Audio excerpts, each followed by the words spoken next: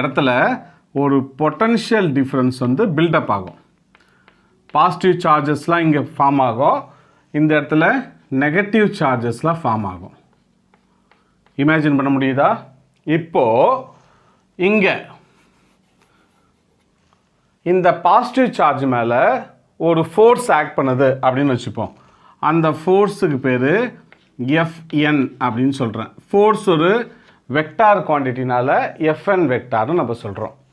இப்படி ஆக்ட் பண்ணுது, இதில் ஒரு பொட்டன்ஷியல் டிஃப்ரென்ஸ் வந்து பில்டப் ஆகிடுச்சு. அப்படின்னா எலக்ட்ரிக் ஃபீல்டு ஃபார்ம் ஆகிடும். So electric field due to electric ஃபீல்டால் ஒரு ஃபோர்ஸு நெகட்டிவ் டெர்மினல் நோக்கி ஆக்ட் பண்ணோம், அதாவது பாசிட்டிவ்லேருந்து நெகட்டிவ் நோக்கி.